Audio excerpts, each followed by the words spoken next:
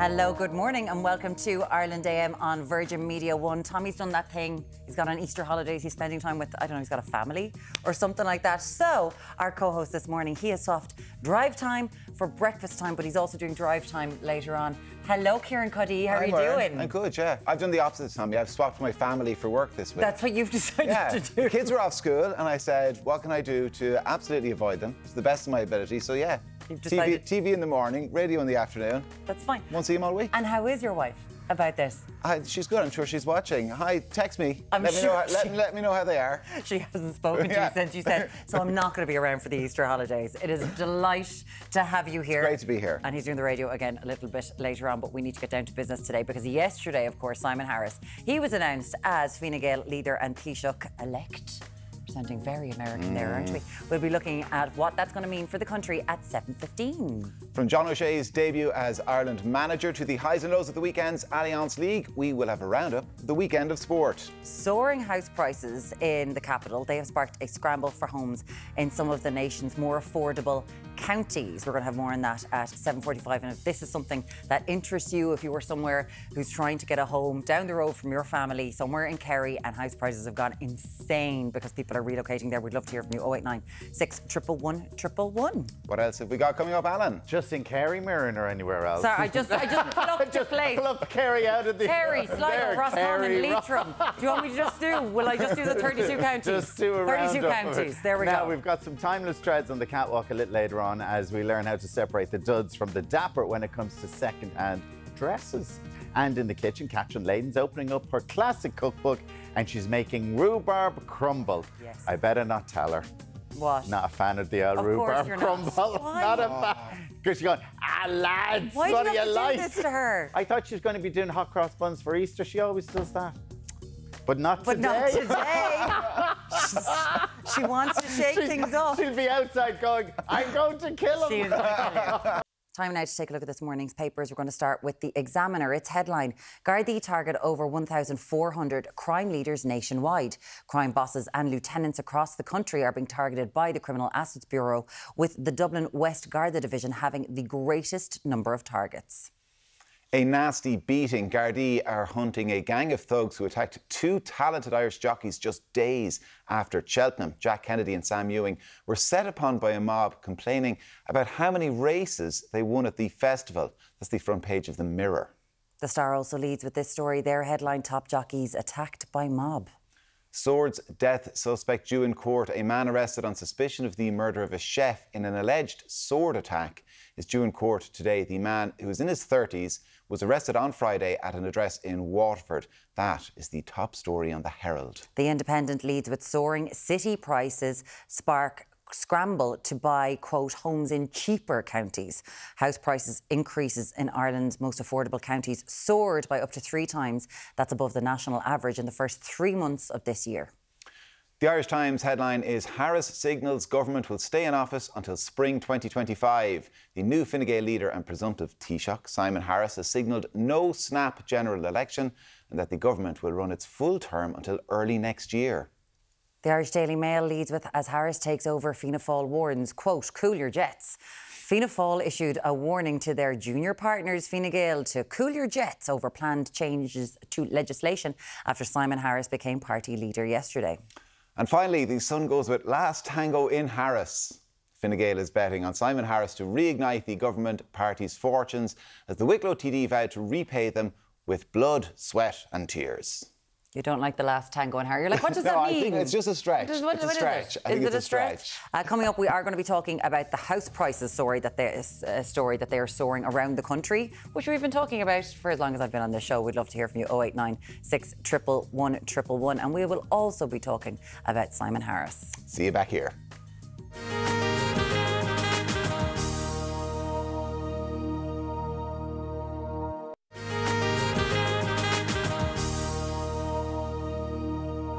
Yesterday, we saw Simon Harris. He became Fine Gael leader and is set to become the youngest, I'm sure that Leo hates this, the youngest ever Taoiseach in coming weeks. In his address, he promised a reset of his party, but will the so-called TikTok Taoiseach bring the buzz back to Fine Gael. Here to discuss is Professor of Politics in DCU Gary Murphy and Lorcan Nyan from the Communications Clinic. Hi guys, how are you? Lovely to have you here. Okay, great to be here. So there's a lot of this. The man's on. He's on every social network, and all of a sudden he's TikTok Taoiseach. My God, like you have to do this. So, what do you make of what's happened over the last few days, Gary, and what sort of a Taoiseach Simon Harris is going to be? Well, Mirren, it's a bit of a mirror image of Leo Varadkar becoming Taoiseach back in 2017. There was a contest then, and there hasn't been this week for Simon Harris, but the similarities are there: young, energetic, youthful, vibrant, lots of ideas. The boy wonder going to bring Fine Gael to new heights. It never happened for Leo Varadkar, and that remains the question: will it happen for Simon Harris? Elections are the sort of these are the real acid tests for any leader, and Fine Gael have been in power now 13 years, since 2011, and Leo couldn't stem the sort of tide that is drifting away, the electoral tide that's drifting away for Fine Gael, and that's the big challenge for Simon Harris as leader for Fine Gael. Now, on the Taoiseachship is a different thing completely. He said yesterday he would go the full term, and I think that it's no much more likely we'll have an election in 2025 than 2024. But the challenges in housing, the challenges in health, they can't be solved within a matter of months. And I think that's the difficulty he faces. There are also both Fianna Fáil ministries, and whatever about a reshuffle of Fine Gael ministers, there's going to be no wider reshuffle of the government. So significant challenges ahead, which are not easily breached or broached in the short term. Lorcan, we had the maiden speech yesterday from Simon Harris as Taoiseach-elect, if we'll call him that. What were the key takeaways for you? Well, look, I think one of the core things in communication always is know your audience. And I think if you go through the main speech there, Simon Harris knew his audience. He hit all of the, I think Pat Leahy called them the erogenous zones of the Fine Gael members, where it was law and order, the back to small business, kind of nicer language towards farmers. And then there was the mention of not having the flag be taken by the provisionals, which is a real kind of traditional very traditional Fine Gael stance. Yeah, and it got the crowd going, and so it went down well. So I think for me, it was back to values of Fine Gael, tell the Fine Gael membership what they wanted to hear, and it worked very, very well. The second thing he said that I think is relevant in that know your audience space is he was very direct on, for those who vote for us, stay with us, and for those who used to vote for us and no longer do, I will win you back. So he's very clear on who is his audience now for the next year. His audience for the next year is the people who 2017 maybe were voting Fine Gael and no longer do. That demographic,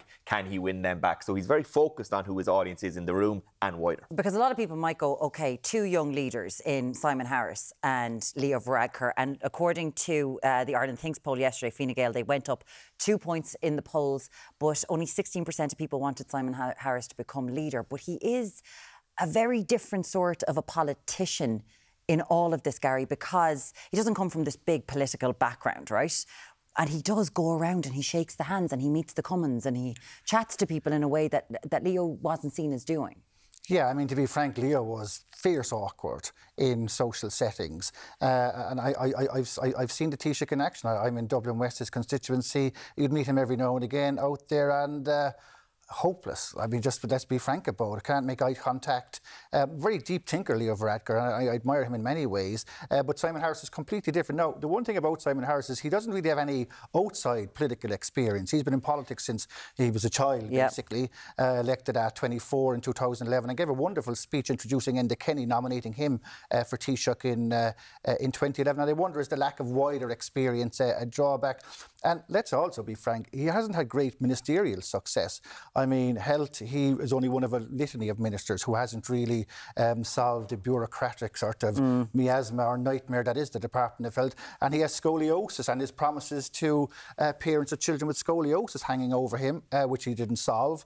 And he's been put into the, if I may say so, the sort of backwater of higher education, notwithstanding that's where I make my living. But it's not a ministry to get the blood racing. And And so if we were to take him on how he's been a minister, I think the jury would be significantly out. But he does connect with people a little better than Leo Varadkar. And elections are about connecting. In the old days, like even if we talked here a decade ago, there was a kind of a predictability to Irish politics that has collapsed since the economic crash. So I think there is hope for Fine Gael, and there is hope for Simon Harris because the electorate is so volatile. We see the Sinn Féin dropping in the polls, so I think the vote there is soft.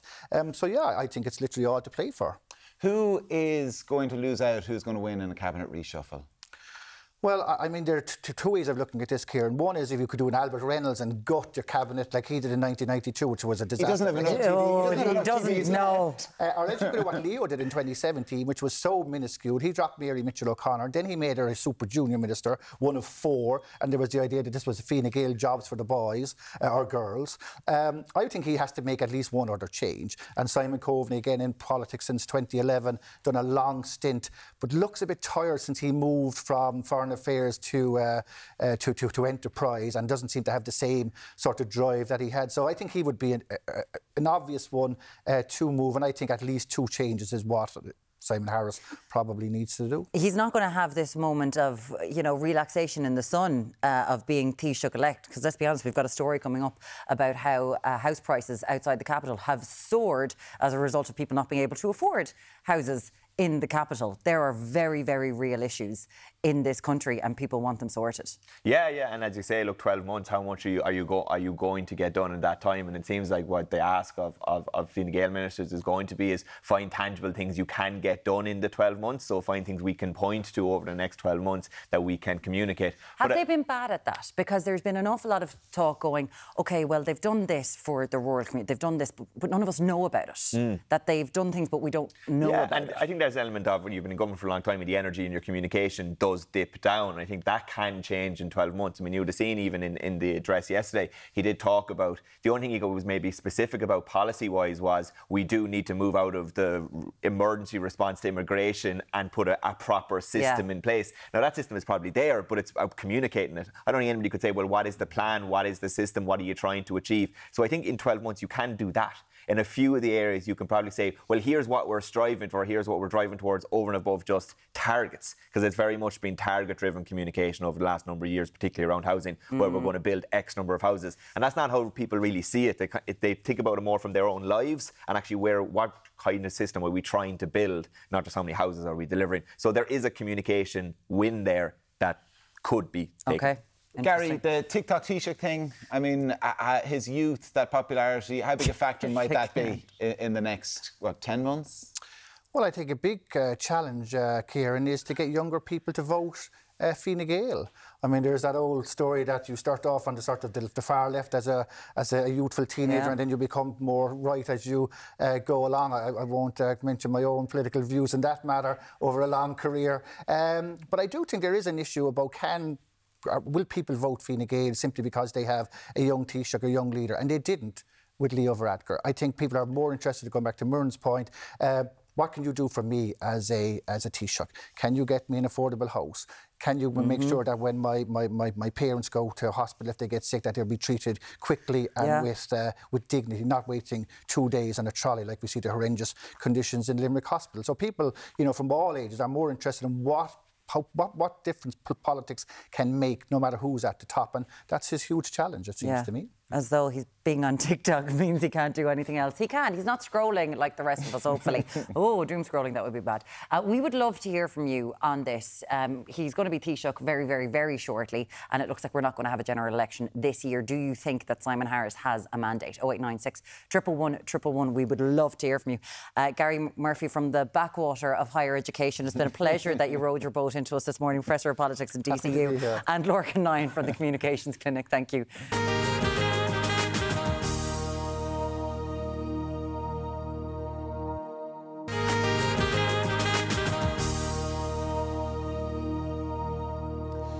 Now, you're welcome back. The Alliance football and hurling finalists have been decided, while ticket touts have set their sights on these 6 nations.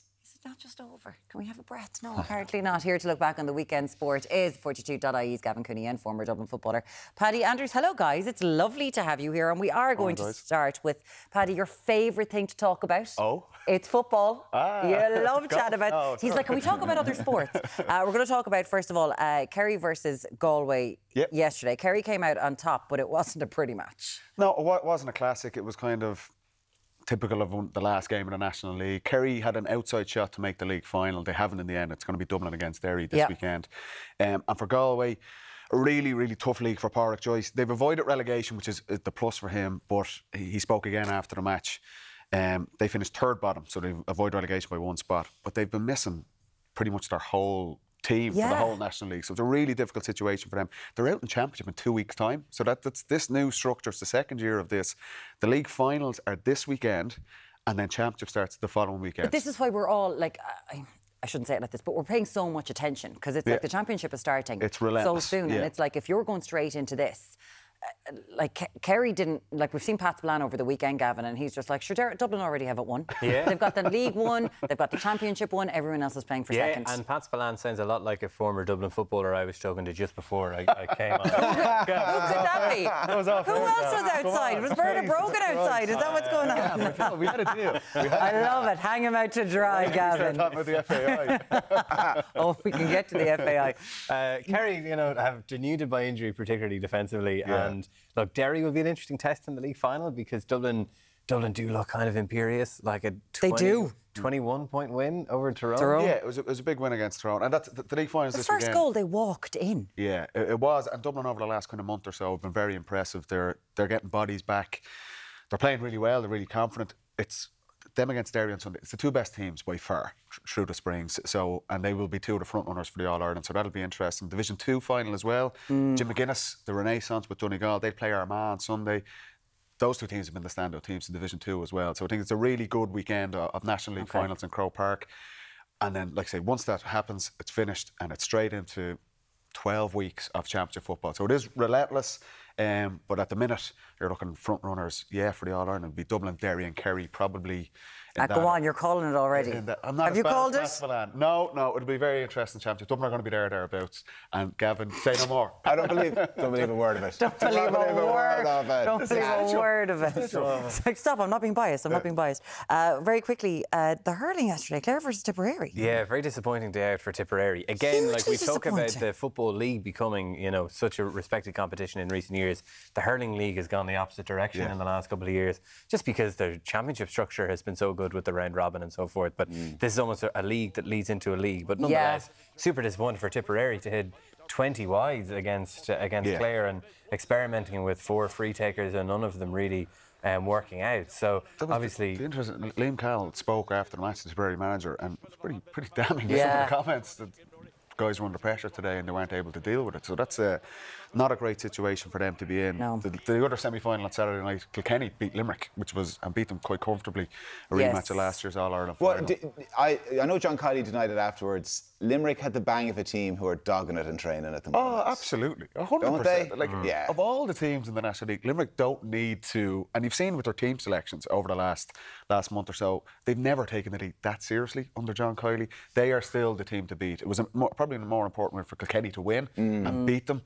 And you're looking at Kilkenny and Clare in the league final. They're probably the two closest teams with realistic ambition. Yeah. Maybe Galway along with that could possibly take on this Limerick team in the summer. But John Kiely won't be overly concerned with that. I suppose they had a lot going on in their backroom relation to busy. Hayes. They were busy. They had a busy week last week. Let's move on to Formula 1. Drive to Survive. Is it still a sport or is it just a TV show? So Carlos Sainz, who comes into this season going, who am I driving for? What's going on? Then he gets appendicitis. And he just won the Australian Grand Prix and he's had a flying start to this season. Yeah, no, I mean, again, it's proof that a lot of sport is motivated by spite, and how motivated Carlos must be to show his bosses at Ferrari. Yeah, I mean, look at what you're losing. Yeah, bye-bye, you've lost me. The news here is as much is that Max Verstappen didn't win. He would have won. I think it's a record-equaling 10th straight Grand Prix had he won this. And the reason he didn't win was because his brakes failed on his car.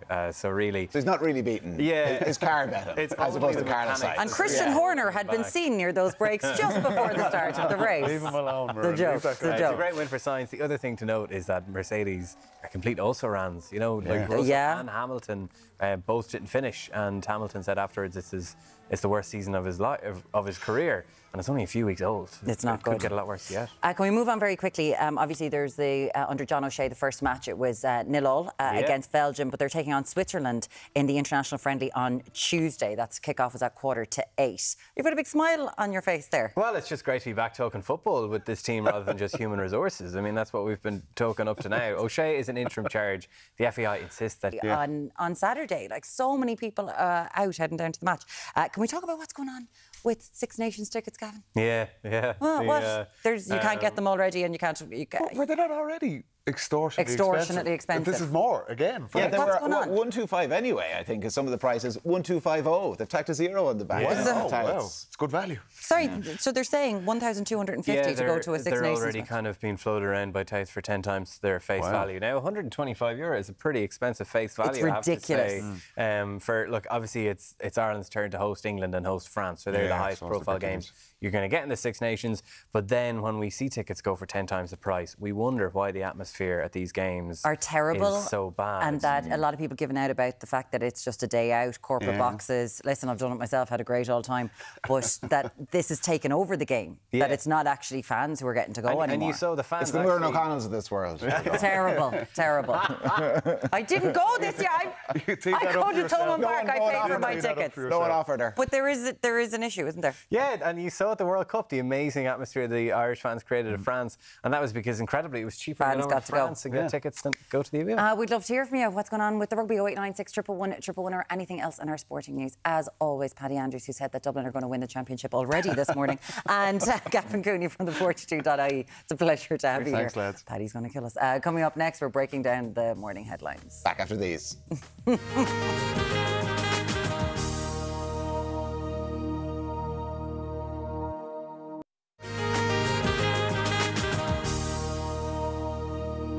Thanks for staying with us. Now, house prices in Ireland, most affordable counties, have soared, and parents are facing sick days dilemmas. Back again with the stories making the headlines this morning is Lorcan Nyan from the Communications Clinic. Lorcan, thank you for talking with us. As we mentioned previously when speaking about Simon Harris, this is property prices. So what's going on with house prices around the country? There's been a surge in Shocking. property prices across the country, in particular in what would have been seen as the more affordable or cheaper counties. So the counties where houses would have been relatively affordable, lower down, they have now increased. So if we take Longford as the example, it's gone up by 4.4% in a relatively short period of time. How long? In Longford, 12 weeks.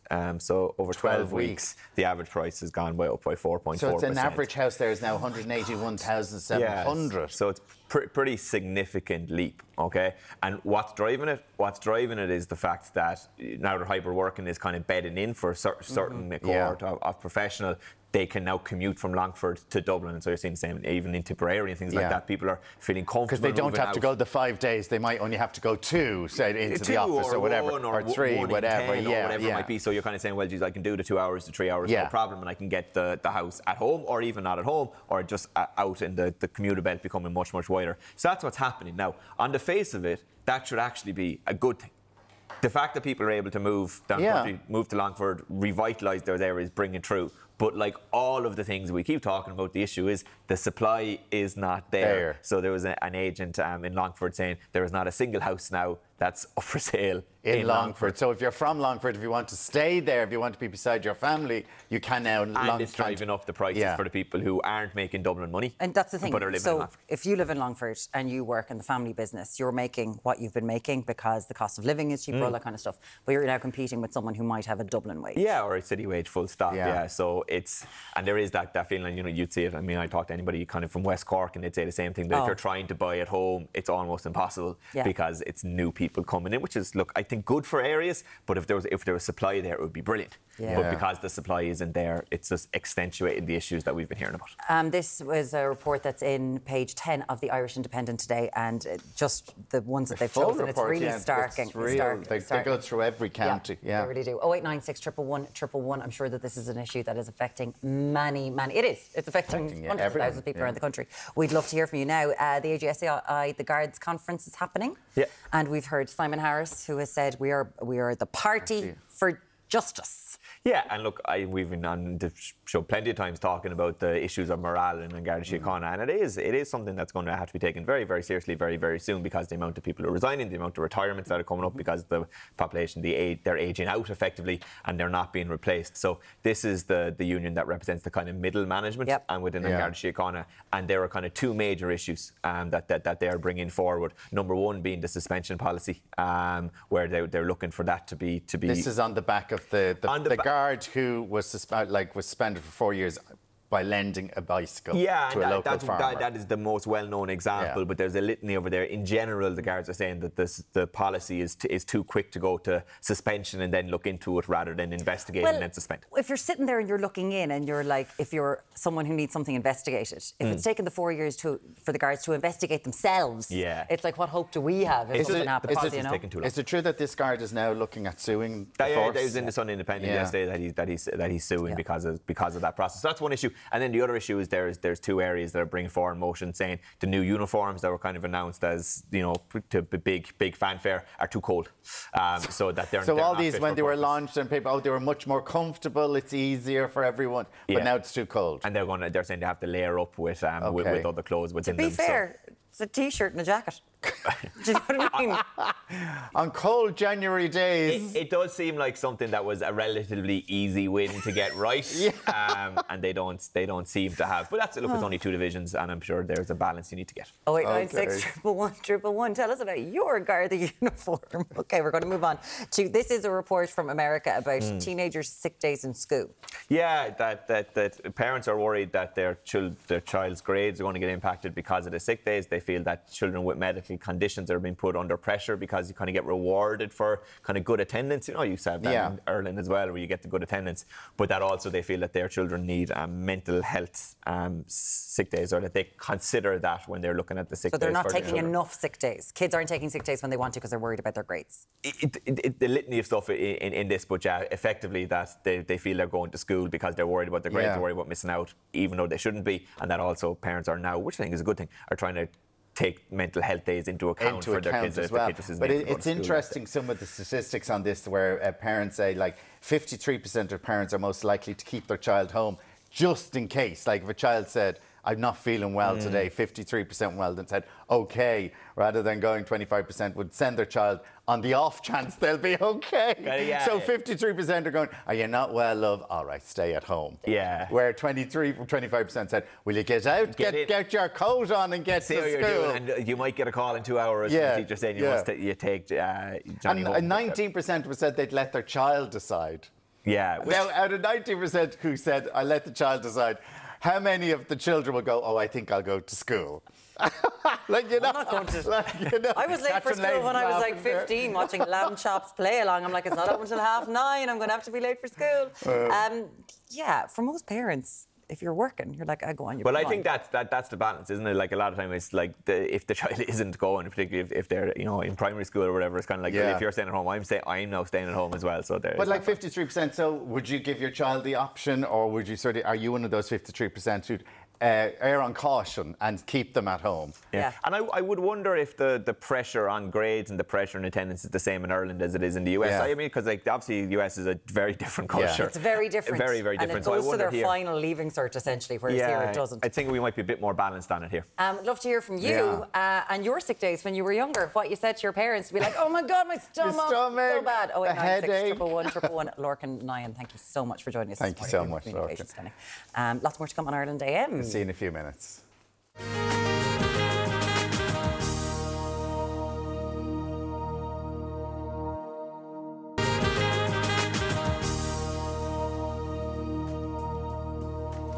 Now, you're very welcome back to Ireland AM. Here is what's coming up. This morning, the United Nations Relief and Works Agency for Palestinian Refugees, it is said that Israel has definitively blocked it from making aid deliveries to northern Gaza. At 8:15, we're going to speak with the Cavan surgeon on his experience on Gaza's medical frontline. He just got back in February. At 9:20, best-selling author Adele Coffey examines the conundrum of the other woman in her latest page-turner. She's such a good writer. I only started it last night and I didn't want to go to sleep. It's excellent. At 9:35, we're learning to spot a thrifted treasure and uncovering the secrets to bagging a good second-hand Guna.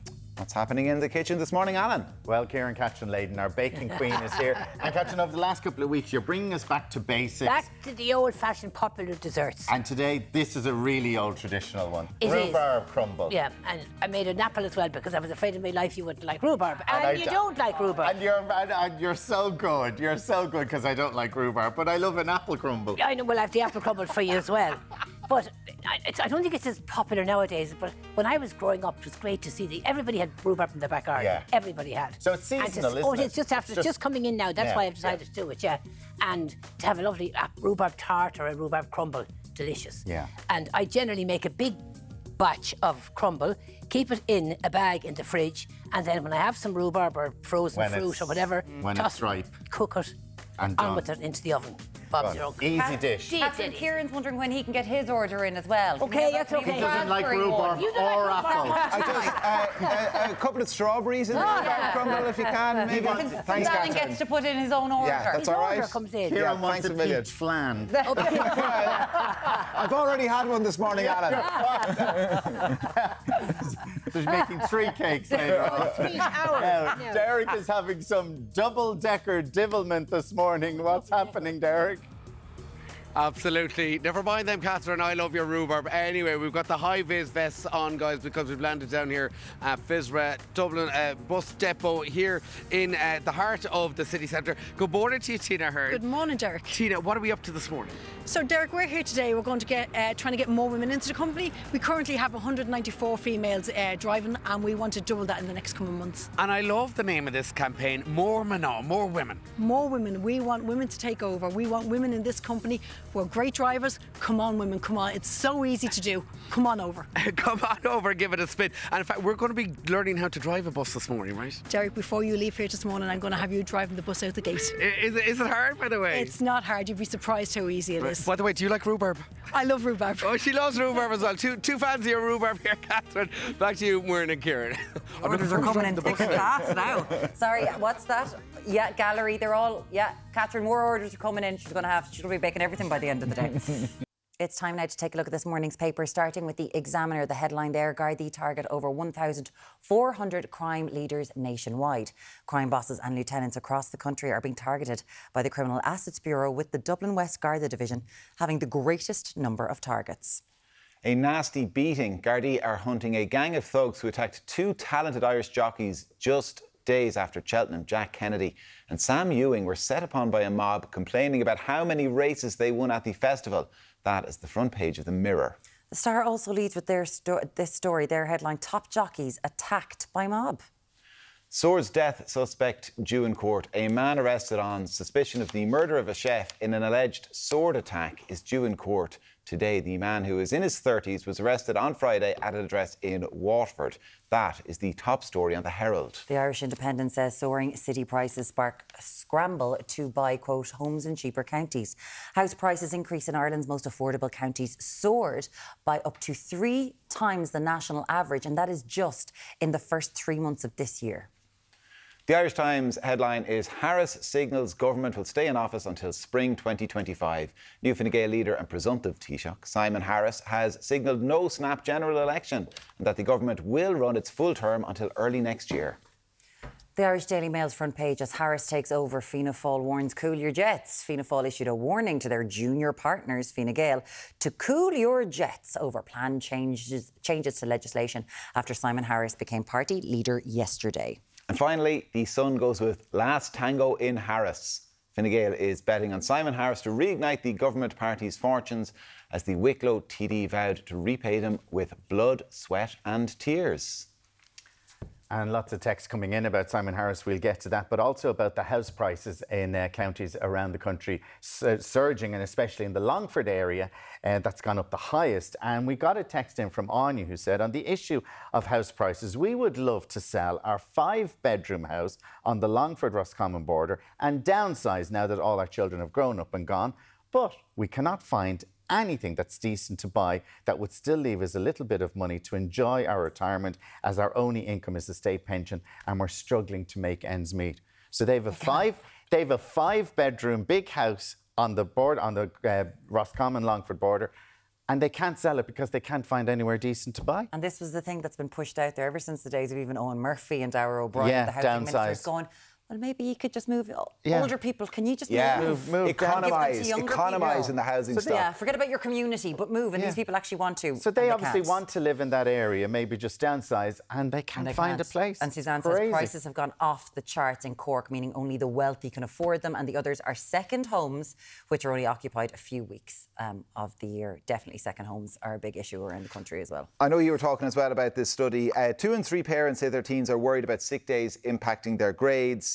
James says, my late mother was so gullible when it came to me pulling sickies. I had her write a note for school to say I couldn't do my homework because my fingers hurt.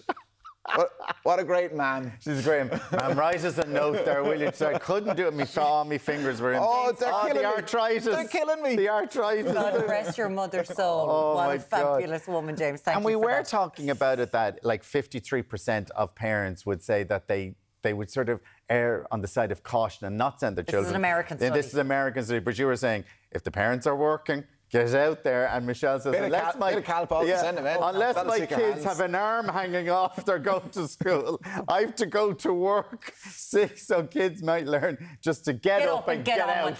Get up and get on with it, because I have to go to work as well. We want to hear from you on this one, the sickies. And if you want to go back to nostalgia and what you try to pull over the wool over your parents' eyes, 0896 111 111, because this might be a cautionary tale. This is from Cathal this morning. Good morning, Cathal, and God bless your soul for sending this in. My friend pretended he had abdominal pain to get out of school because he didn't have his maths homework done, right? Okay, yeah. So he's like, the pain. We've all done that. My stomach, isn't that me? Yeah. He's now 33 years old, and guess what? He doesn't have an appendix for no reason at all. You are joking me. You're joking me. They took his appendix out. That has to be real. That has to, please say that's real. 0896 111 111. Pulling the wool over your parents' eyes.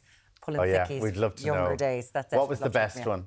What was the best one we did? Yeah, it's really good. We'd love to hear from you. 0896 111 111. We'll talk to you in just a minute on Ireland AM.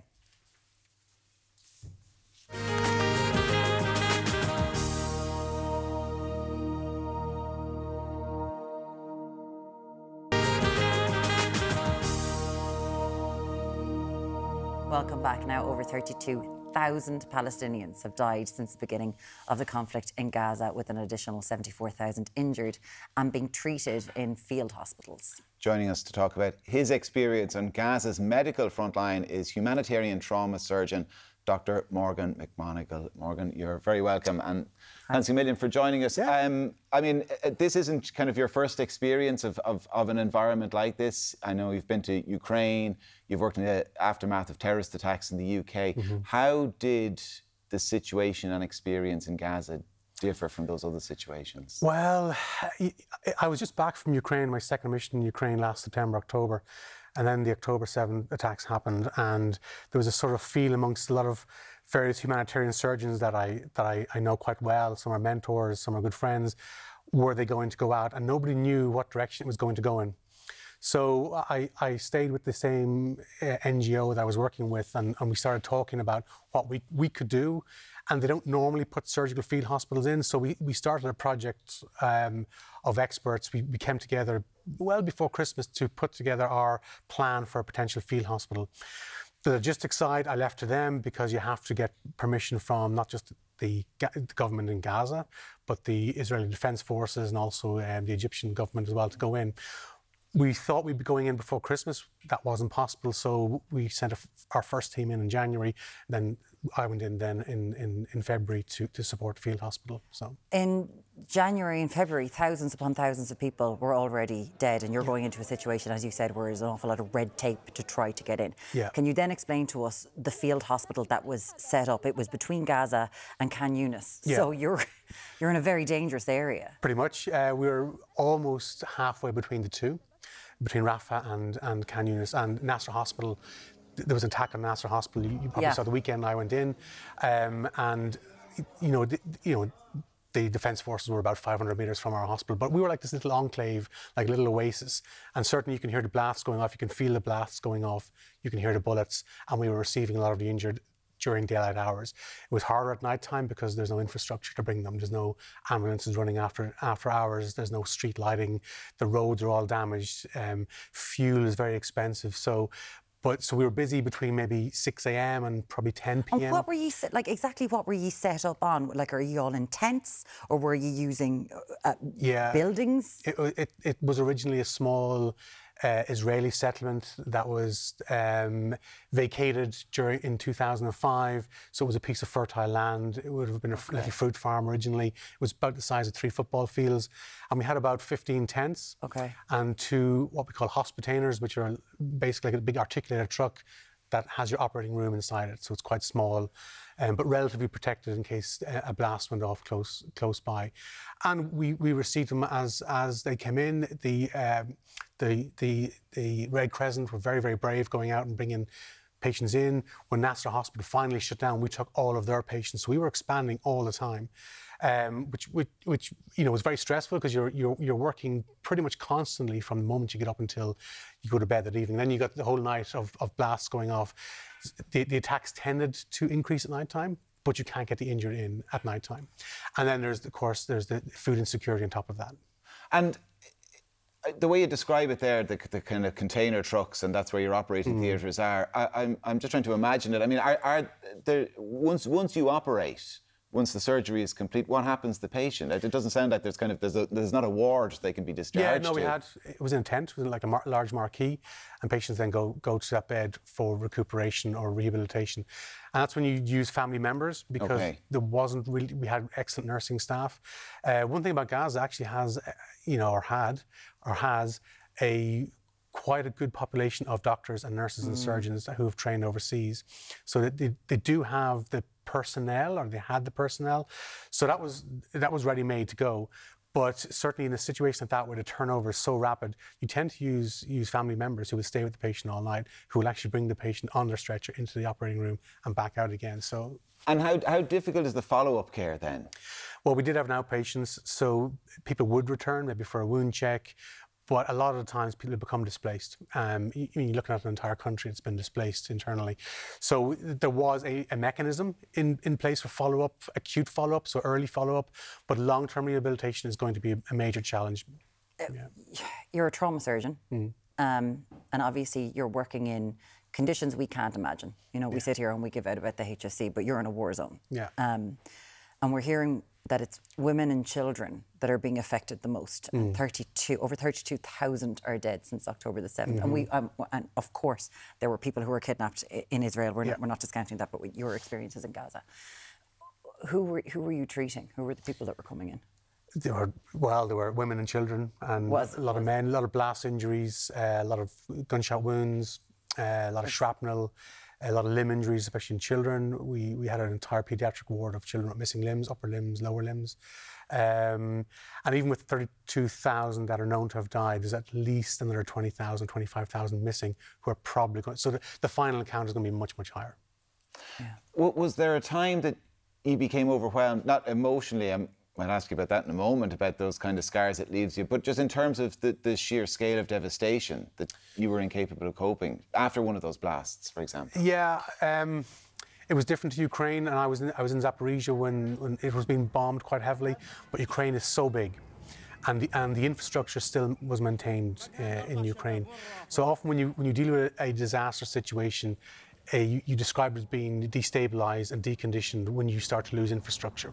And it's simple things like roads, sanitation, sewage.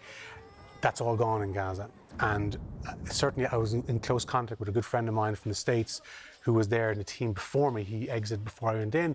So he kind of prepared me mentally. So I wasn't really sure what I was going to see. But certainly when we left Rafah border and entered Rafah proper, it was like a scene from any war movie. It is complete devastation.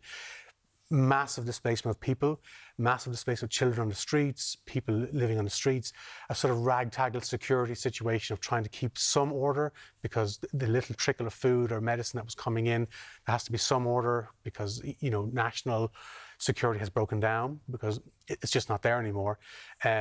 And then you get to your little enclave and suddenly you're safe again. So even though you know there's devastation all around, you really do feel for the civilian population. And people are desperate. We're hearing, UNRWA are saying this morning that aid has been stopped getting to northern Gaza. Yeah. You on your way in, because you had quite a circuitous route to get into where you were going. You saw aid trucks backed up for miles. Probably at least 20 miles. 20 miles? Probably. I mean, yeah, I would say, and just in the desert conditions, just sitting there. And we did bring some equipment and aid in ourselves and some medicines and money, because everything's there's a black market that's grown up. Of course. Like anything's all dollars, it's all American dollars. And yeah, so from that point of view, you know, the country has stopped functioning. You know, as a country, it has stopped functioning.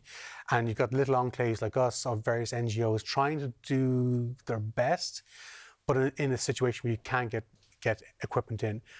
I'm almost 3 weeks out now, and then I said it was on the brink of famine. I have no doubt, and I'm still in contact, that it has already entered famine. No doubt whatsoever. There's pure desperation from people now. We've seen the pictures, like if you're watching Channel 4 News in the evening, of children getting sick because they're mixing things with grass, with anything, with horse feed, anything they possibly can. Yeah. So the aid is waiting to go in, and it can't get in. And I know you have to stay apolitical because you're going to want to go back into a place like this. Do you have any hope of this ending anytime soon? Well, every time, as you've seen, any of the peace talks that have happened, and we've had great hope that this is going to be it, then it doesn't happen. Do I still have hope? Yes, I do. And I think really a concerted effort needs to be made, not just by the United States, but by Europe as well. And I think certainly when the various Palestinian regular doctors and nurses and patients heard I was from Ireland, they were very, very grateful, because they knew of Ireland's voice being this almost lone voice in the wilderness of people not wanting to put their head Did they really? up. And yeah, they did, yeah. And which is quite nice. It was quite heartwarming. But at the same time, I do think more needs to be done, and it is a political solution, because it's a political problem. Yeah. And Morgan, does it finally, and I know first and foremost your thoughts would be with everybody you would have treated and everything you would have seen over there, but does it have an emotional toll on you? Look, you have to have a certain personality to do this, and a certain element of a vagabond type heart to go in and do it. I have to say, security took us out because they were expecting a ground invasion, which hasn't actually happened as of yet, and hopefully it won't. But I was disappointed to leave, because I felt, well, here I am, white, privileged male, I'm being taken out, and I'm leaving behind really good colleagues and really good people who have no way of getting out. No. So their movement is restricted. So human rights are pretty much Their gone. movement is restricted. They can't go. They've got a certain area where they're safe, Well, and they're otherwise the Israelis are like, you can't move. Well, they're trapped in an area roughly the size of Manhattan. You know. Well, listen, Morgan, we really appreciate you coming in. And I think, Muireann, you said at the start, it's impossible for us to imagine what it's like. It's impossible, I think, for lots of us to get ourselves into the mindset of somebody who sees this type of thing and runs towards it. Yeah. And so you're to be commended as well, Morgan. So thank you very much, Dr. Morgan McMonigal. We really do.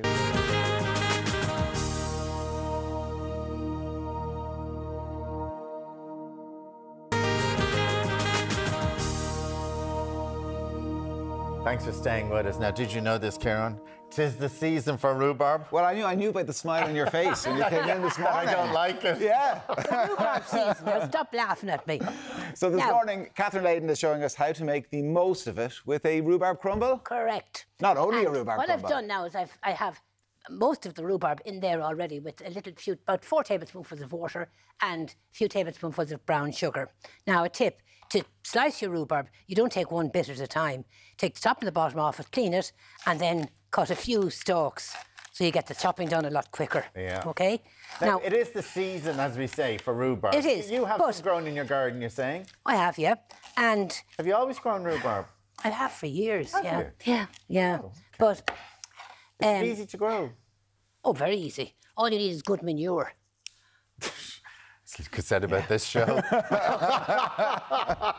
I remember in the good old days when was the milk or the bread man delivered with delivered to the houses, you know, with horses. The horses, you're going back to the horses. Yeah, I remember them well. And Daddy and the other neighbours go out with their shovels and lift up the... Oh, after the horses. After the horses. Oh, after the horses had done their bit on the road. Yeah. And then use it for the rhubarb. Exactly. And tell me, you washed that rhubarb, did you? I did. So scared. Now, to make the crumble, and as I said, I generally have a bag of it in the fridge, left in the bottom drawer of the fridge, so that even if you don't have rhubarb or apples, you'll always be able to get, you know, a bag of frozen fruits. How do you make the crumble, Catherine? Watch it. Watch 6 ounces, 175 grams, 6 ounces of our plain flour.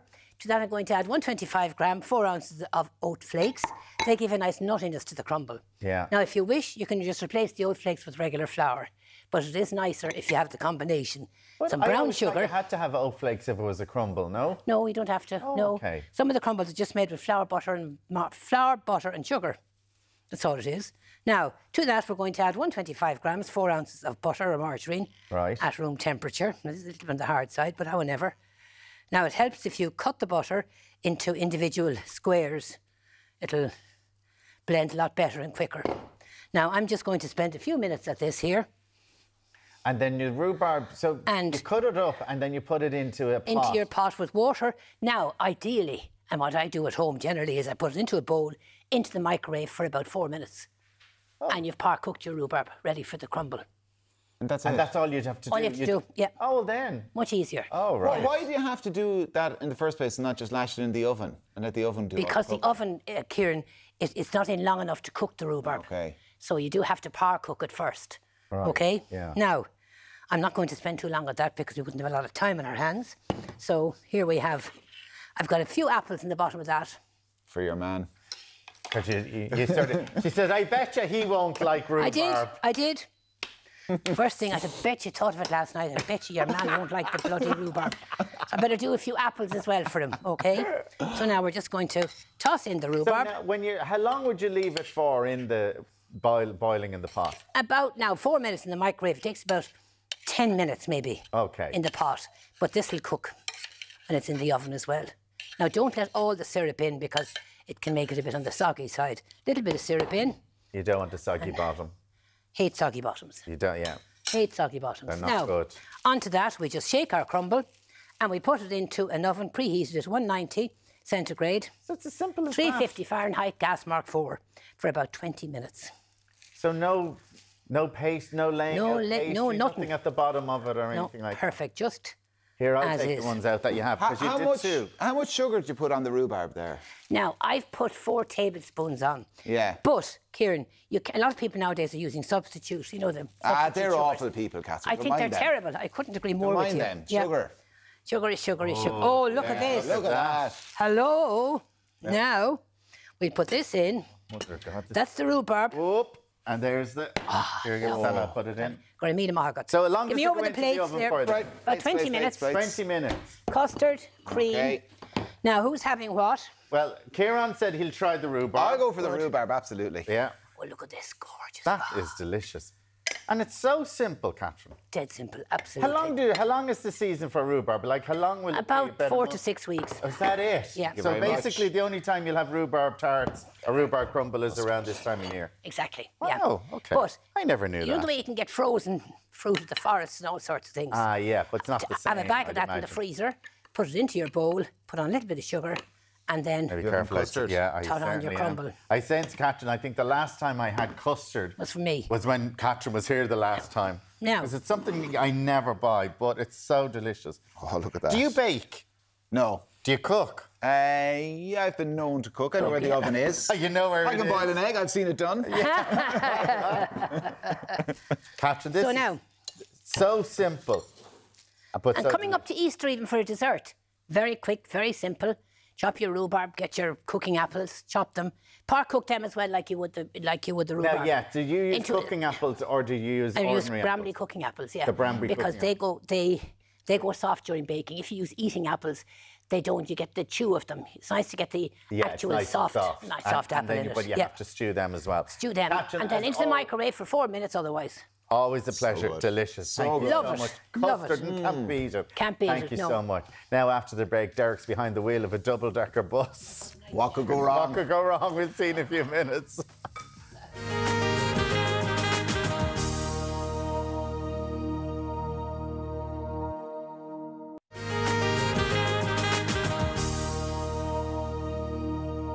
Honestly, Catherine Layden has knocked that out of the park. Delicious. Thank you, Catherine. So good. Now, all morning, our weatherman Deric's, his driving skills have been, well, they're about to be put to the test. Yes, buckle up because he's behind the wheel of a double-decker bus. What could go wrong? Yeah. Deric, how are you getting on? What could go wrong, lads? The things I have to do turn across. How are my driving skills, Carla? No comment. Anyway, Ciara and Carla are with us all the way from Dublin Bus. And Carla, we'll start off with the campaign, More Manor. I absolutely love it. More women. We need more women driving buses through Dublin City. Definitely. How many have we got at the moment? There's about 193, I think, at the last count, and they're hoping to get an awful lot more women into Dublin Bus. They're looking to double that number. Now, tell us about yourself. When did you start driving? I started in 2019, so this is my 5th year. The reason I came in, my husband was unwell, and I needed to secure a regular income. So I joined in 2019. I actually went to one of the open days back then. It was great crack. I'm still friends with a lot of the people that I did training with. 6 weeks, fantastic training, the best 6 weeks of your life. And is it quite intensive, the training? Yeah, so the first day you're in a classroom situation, and then the next day, literally, they put you out on the road. You're with a trainer, and I'm telling you, it's like letting go of your mother's hand. It's really just a little bit scary, a little bit of imposter syndrome, but you know something? Best thing I ever did. And what's it like driving a bus? Is it tough? When you're not used to it, it's like when you learn to drive a car. Your first few ventures out on your own, a little bit, you know, kind of daunting, but it's amazing how quickly you settle into it. All the buses are automatic. You don't need to be Arnold Schwarzenegger to drive it. You can be 5'11" or 5'1". We have tall people and we have shorter people. So there's no myth. Everybody is suitable as a driver, and women, I think women take it in their stride. We're tough. Absolutely, no doubt about that. Ciara, you started off as a hairdresser. I was. Fado. I know, oh my God. And why did you decide to join Dublin Bus? I just felt like, you know, I'd gone as far as I could in my career, and I just fancied a big change. And when did you join then? I'm just nearly a year in. Okay, so you're newly in. Yeah. How's it been for you? How's the experience? Oh, it's amazing. Absolutely amazing. It's empowering. It's, you know, driving around. You're meeting people every day. You know, it's fun. To get your licence, was it difficult to get? Personally? No. I loved it. Yeah, I love driving. I like to drive. I have a truck licence as well. But no, I didn't feel under any pressure whatsoever. The training is absolutely fantastic. And yeah, you just, whatever you need, they will provide for you. What's your route then? Oh, well, it could be 26, G1, G2, 68, 69, 60, L54. Okay, so you're all over Dublin. But you really become part of the commuter's daily routine, I suppose, right? You do. It's actually pretty amazing how, you know, faces become familiar. And then they actually recognise you. You know, you might not be on that route for 6 weeks, but someone might turn around and go, "Oh God, there you are! Haven't seen you in ages. How's it going?" You know, so it is. It's you know, it's nice, like that people recognise you. Safety and security, Carla. Is it safe for women driving buses? It's it's safe. There's no real difference between whether you're a male or female for safety. We have a protective screen, so if there's any problems, you're behind a protective screen. You also have a button for central control. You can speak to the controllers. And then if there happens to be some sort of emergency, there's a button that you press and that puts you to the top of the queue. And then realise that there may be an issue. Now, me personally, I have never had a problem. I've never had to use any emergency situations. And, you know, that's the safety point of it. Driving it, so we've some new obstacles. Yes, we have more e-scooters on the road. We have more cyclists. You have to use your wing mirrors, but it's amazing. It becomes your meat and two veg. You get used to it.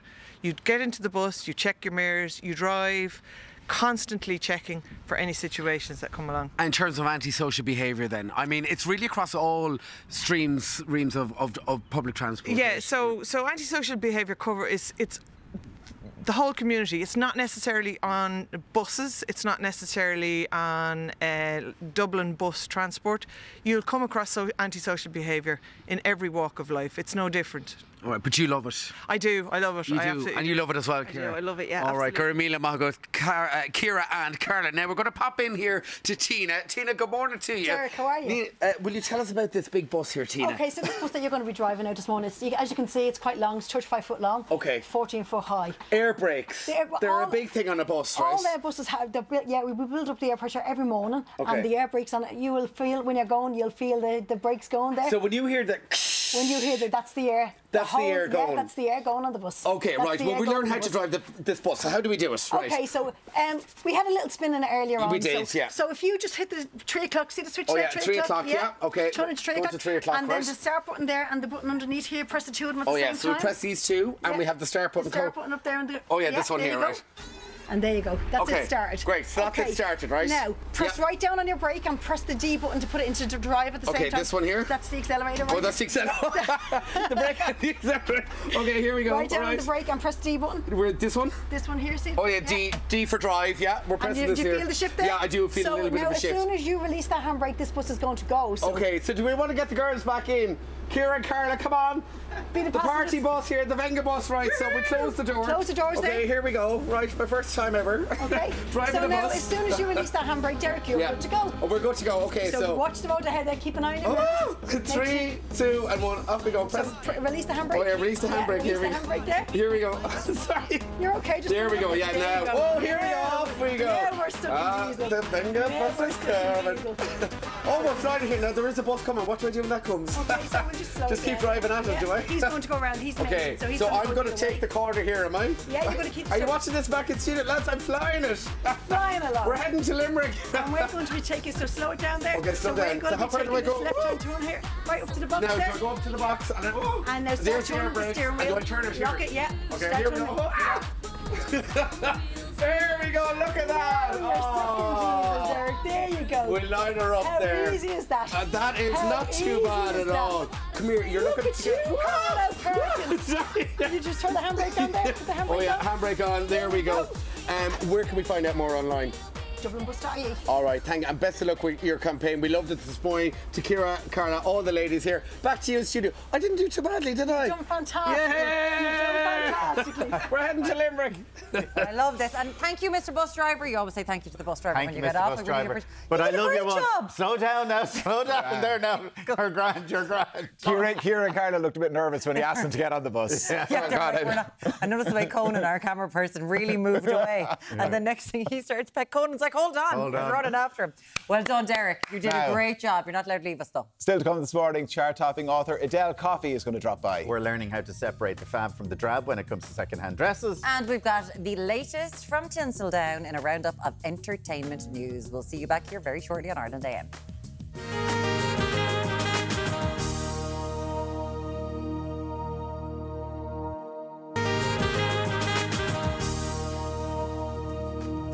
Welcome back to Ireland AM. Still to come this hour, we're telling stories, nabbing a bargain, and we're having a gossip. She put her journalistic know-how into creating a chart-topping debut thriller, and now author Adele Coffey is back with another guaranteed page-turner. She's going to be here at about 9:20. Honestly, I was meant to go to bed last night. I didn't. I just stayed reading the book. You're going to love it. Bringing us up to speed on the latest entertainment news. It is Goss.ie's Ali Ryan. Ali, it is lovely to have you here. And of course, the talk, it's horrible to say it's not gossip, but I suppose everything that's been going on with Kate Middleton and celebrities apologising for taking jokes over the last few weeks. Yeah, so in the wake of her shocking cancer diagnosis, there's a lot of celebs still on the hook for feeding this frenzy of conspiracy theories. We're going to be chatting about that. Plus, who Rebel Wilson has just named as being a very, very not nice celebrity on set. We'll be chatting about that as well. Rebel Wilson? Yeah. From Bridesmaids? Yeah. Oh, looking for it. Okay, I'm in. I'm in. If I've got you on the hook, it's a good I love the way we're like, gossip is a terrible thing. What gossip do you have? Meanwhile, Alan, what is happening on the catwalk? no gossip over here, but we Sure, are yeah. getting a lesson in how to bag a bargain in vintage style and vintage, aka Grace Collier's here. Good morning to you. Good morning, Alan. How are you? We're looking at 80s dresses here. Yeah, we're going to be talking all things vintage dresses today. So spotting an era, knowing where vintage dress is from, how to style it, how to upcycle it, all things vintage dresses. Look at this, it's like something from my panto. I could get one of these out. Look at that. You'd be There we go. stunning. There we go, look at that. How does that look at that? What would I wear with this now? If somebody had this. Just you, Alan, Just is enough. me, there Just you you go. is enough. Now, Deric, have you recovered from your double-decker driving test? Absolutely, Al. We're live here in Dublin Bus, and it's all about Manol Power here this morning. How did I do, girls? Fantastically brilliant. Yeah, not too bad. Come here, we've 194 women. How many women are we looking to get on board? We're looking to double the numbers. Okay, so get into 400 plus, right? 400 plus. Come And you're on, ladies, hiring. we can do it. Absolutely. We can do it. By the way, what time do you start in the morning? Oh, about 4 in the morning sometimes. Okay, so you feel our pain. Yeah, we know exactly what you're going Early rises here as well. Anyway, we'll have more here live across the morning. But for now, I'm heading back. I think I've got a job, right? You definitely have a job. We definitely have a job, Deric, yeah. Back to studio. Hello, welcome back. He loves this one, Tara. We were talking earlier on about pulling sickies and how perhaps you used to pull the wool over your parents' eyes. And what do you love about Tara? Where is Tara then? I just loved it. Good morning. We're all laughing here, recalling my friend who missed a few summer exams in secondary school because she hadn't opened a book. When the report came in, beside each subject, the grade was ABS, as in absent. And her mother said, "Oh, what does that mean?" And she said, "It's between A and B." And her mother was thrilled. Well, Fair play, Tara. An A and a B. About just between an A and a B. The mother, "Oh, you're very clever." She hadn't took an exam. She was very clever, to be fair to her. Brilliant. Jen, being sick in the 90s, my brother had a stomach pain and my mother made him get the bus to the doctor because she thought he was just avoiding school, because you had to have an arm hanging off for you to get a day off school. The doctor office had to ring an ambulance because his appendix had burst. Oh, my God. I'm so sorry, your poor brother. Back in the day, I used to make a concoction of stuff in a bottle and pour it on the ground to fake being sick. But my son should win an award for the performance he puts on to not go to school. He's that good. I take him to the GP. He later tells me he wasn't sick at all. He's only 11. What would you put in a concoction? Well, we have some here. Oh, yeah? Years ago I knew it. Where was it? Oh, yeah. Oh, well, this was... I was allergic to crunchy nut. Hold on, start again. Erica, yeah. Oh, Is this one? Erica. Where is Erica? Erica, there? many years ago, I knew I hadn't studied enough for the junior certificate mocks. I knew I was allergic to crunchy nut cornflakes. So the day before, I had a couple of bowls. Next day, the mock start, I broke out in a rash and couldn't go into exams. I never told my mother. They thought I was genuinely sick. I cannot believe you did that, Erica. You put yourself genuinely in danger. Yeah. But see this, but Anna, this Sorry. is what she did. So orange juice, digestive biscuits, smashed it all up, put it into a bottle, pretend to vomit, put the bottle. Oh, gross. Digestive biscuits with orange juice, said it works every time. Grim. We're giving people what to do. Peas and carrots. Peas and carrots. But digestive biscuits and orange Get a juice. hot water bottle with orange juice and digestive biscuits smashed up. Give it a shake, put it under the PJ top, pretend to vomit. So she has you give the water bottle a slap.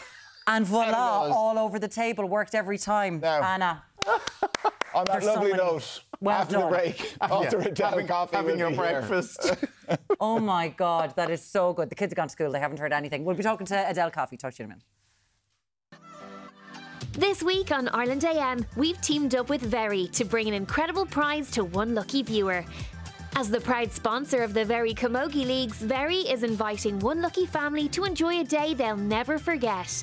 Win tickets for a family of 4 to the Very Camogie League finals at Croke Park on April 14th. Complete with a luxurious night at the Croke Park Hotel with breakfast and dinner included, plus a €1,500 voucher to splurge at Very. Get ready to enjoy the match in style, with everything you need from fashion, home and more for the family, all available at very.ie. For your chance to experience the Very Camogie League's finals like never before, just answer this question. In what month is Easter Sunday celebrated this year? A. March or B. April? To enter, call 1550 999 333 or text WIN to 57199. Best of luck.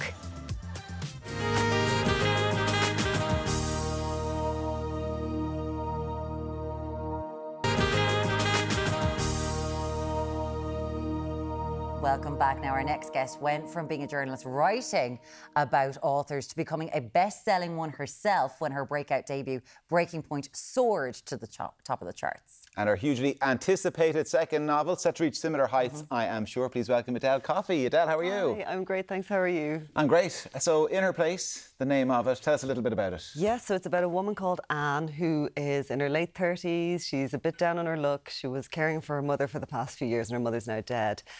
She sacrificed her career. She's got two sisters who are happily married. They've got great careers, they've got kids, and they kind of shunted Anne into the caring position. But now that her mum is dead, they want to sell the family home, but Anne has no career, no prospects, and nowhere to live if they sell the home.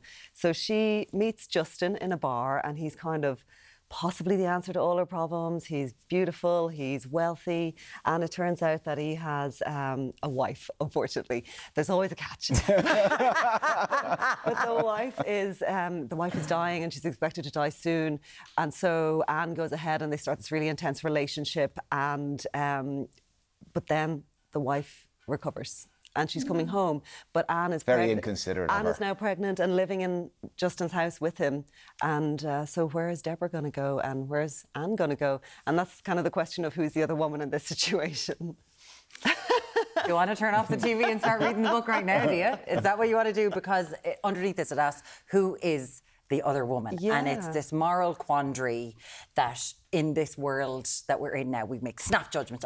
We always have. Oh, we about love these sort a bit of things. judgment. We love a bit of judgment, and this is rife for a bit of judgment. Yeah, and I really wanted to sort of write about that judgment that we have about both married people, mothers, and also single people, because I didn't have my first child until I was 37. I got married when I was 40.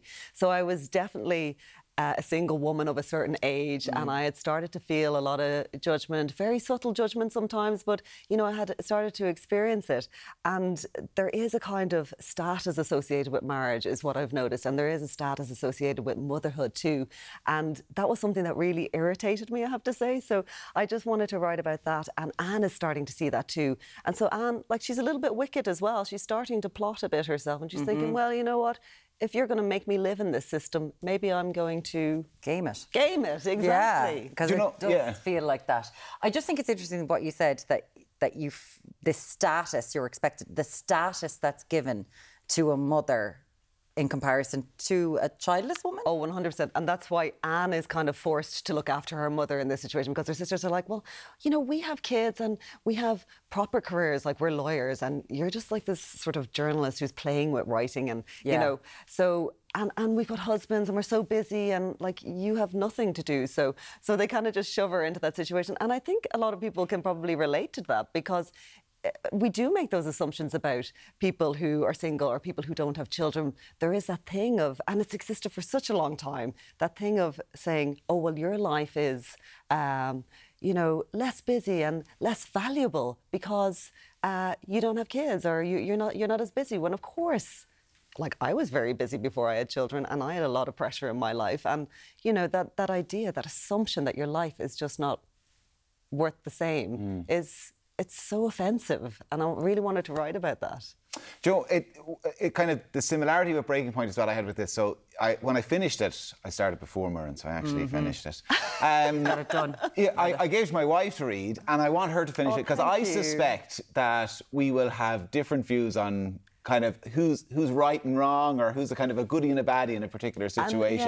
And this is what I want people to feel. You know, I don't want there to be straightforward goodies or baddies, or I want people to be conflicted. And I was conflicted, and I have to say, at one point when I was writing this, everybody died. Not all at the same time, but I tried different... Not a Coronation Street style, like, no, train comes in. But like, I tried... I didn't know myself, you know, who should live, who should die, who was good, who was bad. And I'm not saying that is my moral metric, that good people survive and bad people die. But, you know, this is the fun of being a novelist. You get to, you know, control the universe. Well, you've done this before, where you never know, do I like this character or don't I like this character? Yes. Because that happened with your debut, Breaking Point. Yeah, Susanna was so, again, divisive, because she was this woman who was really strong and really successful, and she wouldn't play the game of being the wounded, grieving mother, and she wanted to grieve privately. And I think we expect all that from women all the time. It's like, you have to behave a certain way, and it has to be performative. And that's, you write these morally ambiguous, should we say, that we might see as mildly ambiguous characters. But when Breaking Point came out, and you're kind of sitting there going, OK, I'm a debut author, and you had been writing for years. You know, you were a very well-known journalist. And it became such a huge success. Which was such a shock. But it was such a good book. But I remember you being like, I am in shock here. What was it like going from, I'm a best-selling debut author? Crazy, and I still don't quite believe it. I still think that it must have been all of my friends and family still buying that book. That like summer. Times. But you saw it everywhere. Yeah. People on holidays and they were reading Adele Coffey Breaking Points. It's amazing to me, and I just, like, long may it last is what I say. I just hope that I can keep writing books that people want to read and that people keep wanting to read them, because what I've discovered is, you know, my childhood dream was to be a novelist, and I finally got there in my 40s. And what I've discovered now with my second book, and hopefully with the third, is just that I really love it and I want to keep doing it. And so I just hope people keep reading. Is there an added pressure with all the success of the first one and the An Post Award and everything?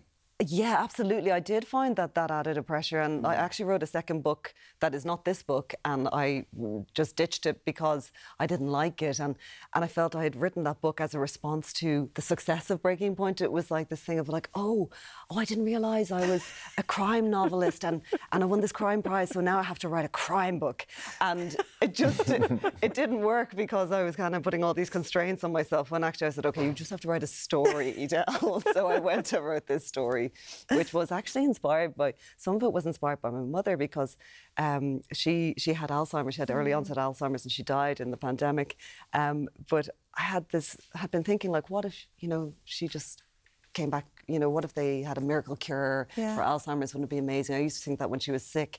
But after she died, I was thinking about that idea again of somebody miraculously recovering, somebody who wasn't expected to recover. And I thought, oh, what if not everybody was happy to see them come back? It's amazing what sticks and what you can bring to life. And there's a lot of people at home who have that dream of writing a book, and they're like, she just threw one away. Sorry, hold on a second. No, like she threw it. It's coming back. It's coming back. It's coming back. Well, how do you feel about now in the world of writing, where genre fiction, it's breaking barriers. It's not just, this is who you are and this is what you do. Yeah. It feels like now anyone can do anything, and books are elevated to whatever anyone wants. There's the snobbery seems gone. Yeah, the snobbery, I think the snobbery, there's plenty of it still there, but what I love about genre fiction and crime fiction in particular, which is so popular, is that it's a brilliant way of addressing what's going on in society. Like, I love people like Michael Connelly, because what he does through his journalist character and his detective character is what I'm trying to do through my journalist character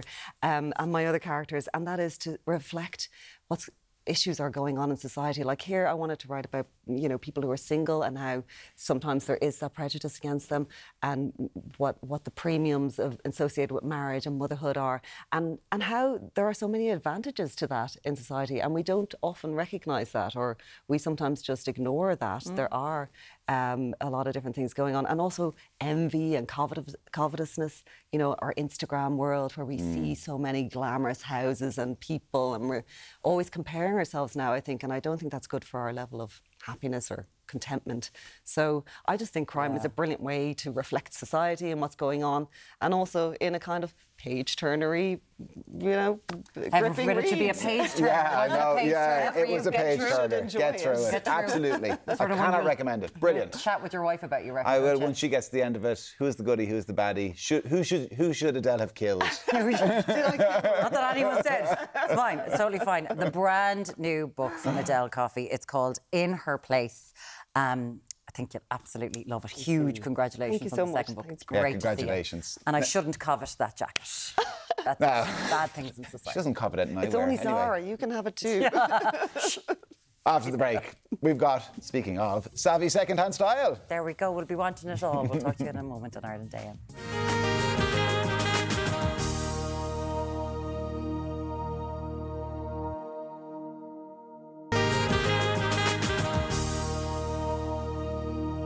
Hello, welcome We're talking back. about vintage. We're talking about the fact we're wearing the same vintage. thing. Yes, we are. As we step into spring and rearrange our wardrobe, we're taking sustainability in our stride. Yes, owner of Spice of Vintage, Daisy Kelliher, is going to talk us through decades of dressing for every occasion. Good morning. Hello. To you. Good How morning. Are you? And tell us, we are talking about vintage. So what makes a dress vintage? So the rule of thumb is 20 years is officially a vintage piece if it's 20 years old. If you've had a dress for 20 years, you have a vintage piece. You do. Girls, can you remember That's like the rule of thumb. dresses from Karen Millen? Remember those ones that you wore to all your Deb's balls? They're vintage. You're vintage Did now. you still have them? They're vintage. That's how you know. That's the telltale sign. So the date. It's Yeah. the date. I'm sorry, Miriam. I'm setting you over the edge here. Having a breakdown. I'm having a breakdown. Okay, so, and vintage dresses, so that's, is there a premium then on vintage dresses as a result? So I suppose it depends on like the fabric, like how much has gone into the garment. Like I suppose something like this dress over here, like this big sequined piece, that would be a higher price point. It also depends on the designer as well, you know. I tell people to like get educated on the designers from different eras, because it's not necessarily Dior, Louis Vuitton. It's like little boutique designers that were big in the 70s. Very popular exactly. then, and so, lots of people would have been wearing their clothes then. Yeah, exactly. So what are we looking at paying for something like that you have here? So I suppose the higher end garments are the ones that are beaded, as I said. So they're around €90, like the kind of evening wear. That'd be the highest I go. But the day-to-day stuff, like Can I just ask the you more casual stuff, Alan, is about €35. But say that for 90, and that like the ones that you say the beaded dress there. Yeah. Like the blue beaded there. Like that, people would wear out now to a very formal thing. Yeah. In its day, how much would have that been? Would have that been a lot more? It would have been a lot more. Right. Yeah, a lot more. Is that it's like really heavy on them. beaded? Yeah, and made in the USA. So that's something you look for on the tags, is made in the USA, because obviously production of garments stopped. From the 80s onwards. So if you have something that says, like it says it on this label here, you know, it says made in the USA, and that means that it's older than the 80s. Okay. That's how you know, again. because it What just do you mean stopped. they were stopped? So garment production, mass production in the USA, that stopped after the 80s because they needed to like outsource it, make it cheaper. So they outsourced it to all these other countries. To India, China. Bangladesh, and you see it on everything Exactly. now. So that's how you know. They used to produce all their garments. 97% at one point in the 60s were produced in the USA and sold in the USA. So it's crazy nowadays. None of it is. 95% of all garments sold and bought in the USA are all outsourced. Yeah. That's mad. Yes, that's how you know. If you see that in a tag, it's old. But when it comes to what you do, is it's vintage clothing. Yeah. And then an awful lot, we've gotten into this American thrifting term. It's charity shop. Yeah. Charity shops, which are brilliant and great. But there is sort of a difference. Charity shops would have sort of newer clothes. You know, I'd go drop off my clothes there, whatever. Whereas you are going for older clothes. Yeah, so that's how, like, to differentiate finding dresses in charity shops as opposed to vintage shops, it's all in the label. Gotcha. That's how you know. The labels are always very intricate. They're always very different. They always have, like, mad names on them. Like, this one says peekaboo. Like, it's always these kind of mad, like these mad kind of labels. I was just about to say, Mirren would wear that That's in a bit flash. of you. That's so in a flash, she would wear that. Do you know, so it's all in the label. It's all in the label. That's and lovely, something Iris. that's really That's cool really- as well about vintage labels, right? It says it here. It's called the RN number. Just keep an eye out for it. It's brought in the 50s. And basically, it gives an idea of the era that the dress was made in. So if the digits are 5 digits, that's 60s, 70s. If the digits are 6 digits, that's the 80s. See it there? It's the RN number. Keep an eye out for that. They don't do it anymore. At the bottom. They don't do it anymore. And, Don't and do it in the anymore. USA, I'd never known that. Now, I was looking at things like this, and I was going, now, who in God's name is going to wear this or buy this? Yeah. But then you're sort of saying, you totally revamp it. It's big in again. So something that I do to make this more modern, this piece, is shorten it. And the bow that's on the back of it, that's big now. yeah, Full the bow, sleeve. So this I wore a dress with a bow on it just recently. Like a big bow at the back It's big of it. at the moment. So it's about taking old styles and bringing them into the, you know, So what would you do with something like this? I'd shorten that, make it into a little dolly dress. So you'd have to bring it to an alteration Yeah, place you or would. somewhere like that. Yeah. So is it not then cheaper buying something like that, but then you're going, this is good quality? That's the difference, Alan. Like the fabric, everything. Do we make clothes of good quality anymore if they're not designer? Not really. They're not lined. They've no pockets. That's the difference between like fast fashion and vintage dresses. You know, they're not lined. Like there's no like there's no care gone into it. You know, there's the fabrics are different, they're more high quality. Yeah. The zips are more durable. There's pockets, that's a big thing. So you're talking about changing silhouettes for a modern silhouette from older clothes, and that's done via upcycling, and you wanted to show us something. I want to show you, here. so I have a little hack. Yes. If you have a dress that's just a little bit baggy on you, right? So basically, you take 2 pins.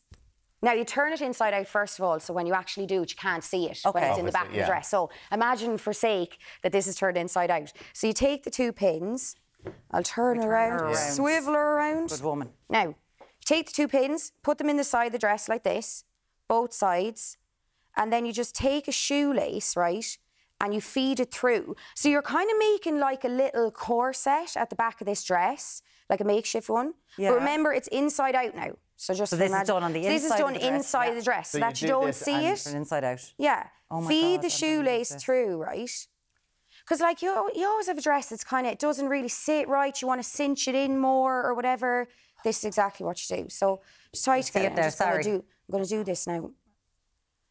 But would you not do that, like this. Annie? Could you not turn do it inside that? out, spin her around, and she's cinched. Oh my God. But that's on the inside of it. Yeah, so you're not going to see that it. would be on the inside. Just didn't want to get her naked for the cameras. I know, but if you did it So like turn it back that, inside. with little something that not pins, it would probably add a nice detail to the back Exactly, of it. and it gathers it. And it gathers it. Gathers so it really if you nice. didn't mind like a like, lacy you know what? thing hanging If down the lace back. was the same, well, it's black, so it does kind of, do you know, like that doesn't look the worst. No, can't you? And So you could get away with that, absolutely. You could do that with loads of tops that you buy now. Lads, TikTok. That is... Just put in hacks into dress hacks into TikTok, honestly. That is so good. That is such a good idea. Fabulous. Going to do that every morning. There you Would go you come now. up every morning Spice and dress me? That would be Vintage amazing. is where people can find you. Yes, Spice Vintage is my Instagram. All of these dresses will be on my website on Wednesday. On Wednesday. That is the next launch. Yes. Okay. Wednesday. All of these Wednesday. are going to be there. Alan's going to want that for the... You want that? Definitely the blue one. Definitely the blue one. Gracie Kelliher, known as Spice Vintage.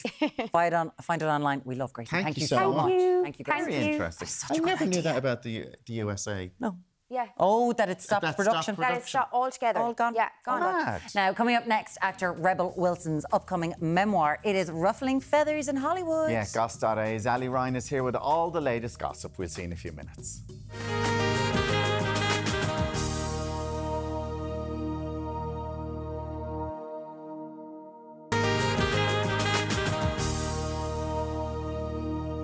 Thanks for staying with us. Now, the world continues to react to the news of Kate Middleton's cancer diagnosis. Bringing us the latest is Ali Ryan from Goss.ie. Hi, Ali. How are you doing? Good. Listen, here on this show, we were doing the conspiracy theories, we were doing the picture, we were doing the video, all that kind of stuff. And now, of course, the world is going, oh my God. Sorry about that. Yeah, I know. I personally was watching all this thing back and like, can everybody just leave her alone? I think it went so wild so quickly. Yeah. I think it's a lesson to a lot of people not to be feeding into conspiracy theories. And especially when someone says they're not going to be around for a while, let it rest. But hold on, can we just go? We're at almost the end of March, and there was a vacuum for 3 months. Yeah. Oh, it's been a pure disaster. We don't live in the old world of the media knows this, but they're not saying anything. Thank you. We've got a lovely relationship. It's the world of social media now. I think what's happened as well, though, is normally the firm, let's say, has an amazing relationship with some key reporters and key publications. Yeah. From what I've heard, not a single journalist was told actually what was wrong with her, and that's why the conspiracies were fed a little bit in terms of some people in the media as well, because nobody actually knew. That's very rare, but I think they were take the blame for the picture. The doctored picture would then really got But now, out of obviously, control. we know she has cancer. She's going through chemotherapy. Absolutely. So from a human point of view, I'm like, leave the woman alone. And I think what really angered me, and I think a lot of people are angry about it now, is the amount of celebrities and public figures that fueled this. So Blake Lively has come out. She's pretty much the only one so far that's really big that said sorry. She made a joke. She actually made an actual campaign about the doctored photo for her new drink, Betty Buzz. So she came out and she was like, I obviously feel horrendous. There's a lot of other people on the hook. So Kim Kardashian made a joke about it. She still has an Instagram image up and the caption still says, I'm off to find Kate. And then Stephen Colbert, he did a big monologue at the start of his show. He's been pounding her on that show. So as soon as Yeah. Well, yeah. He basically was keeps like, going where's on Kate? about it. His side of fueling the rumours, which is when you think about it now how dreadful it is, people were saying maybe it's because Prince William is possibly allegedly having an affair and that's why she's not around. He was doing all and this he type not of only fueled that, but he named the person who is Lady Rose Danbury, who's had lots of accusations thrown her way, and her legal reps have already been on to everyone now saying you can't say that. It's completely false, completely unfounded rumours. So imagine literally getting your chemotherapy and seeing someone. Yeah, well, she's legal letters have gone out to multiple places now just saying the allegations are false. Also, Andy Cohen from Bravo, when the video came out of Kate and William shopping in the local Windsor shop, he said that ain't Kate. So I think we can all agree. You're saying it was a body double. Yeah. We can all agree that the PR of the firm... Did you know? No.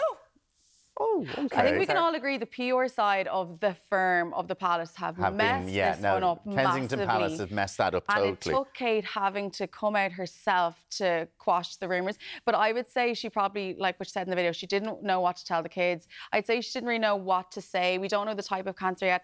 King Charles has also got cancer, so I'm sure they're both they were in the same hospital at the same time, which is very, like... And then people tried to access her records and his records.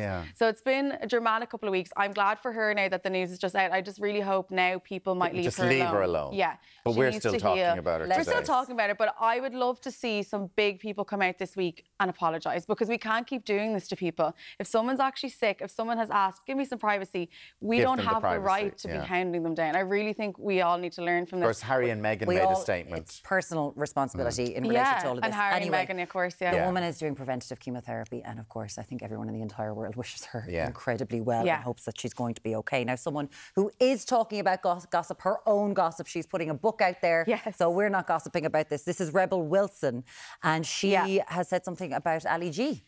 Oh my God, I know, I forgot he used to be called Ali G. Do you know the amount of times I was called Ali G because of Sacha Baron Cohen? So I have a personal gripe with him as well.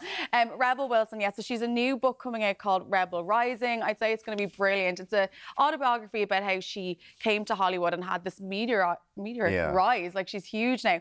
But basically there's one chapter in it, and normally when you're about to publish, you have to go to everyone's agent and say, look, I've written a few words about you, just letting you know. Sacha Baron Cohen's agents allegedly are threatening to sue her now. He's brought in a crisis PR team. They've been on to Rebel. Crisis PR team. So initially she put up on Instagram, there is an a-hole that I'm writing about in my book, and she didn't name him, but then when she got the legal threat, she said it's Sacha Baron Cohen. So they started a movie together, which I've never heard of until it's this morning, Grimsby, about a UK hooligan who becomes a secret spy. As you do, those movies. Okay. Mira knows all about the movies. Have you heard about that movie? Have you seen it? Grimsby, now, Isla Fisher's in it, who's Sacha Baron Cohen's real-life wife. But apparently on set, she had said in other interviews that he was like really obnoxious, that he kept telling her to like go nude, and it'd be so funny if you stripped down and that kind of thing. So she was uncomfortable with it. But now she's basically saying he was horrible to work with. And it's funny because it's a bit of a trend at the moment. A lot of celebrities have come out speaking about previous issues on set. So Rebecca Ferguson, she was promoting the new Dune movie, and it went viral. Everyone was trying to figure out who she was talking about. She said an actor was so horrible to her on set that she eventually got him off set and literally like spoke to a dummy, spoke to a wall, wouldn't be filmed with him anymore because he was so horrible to her.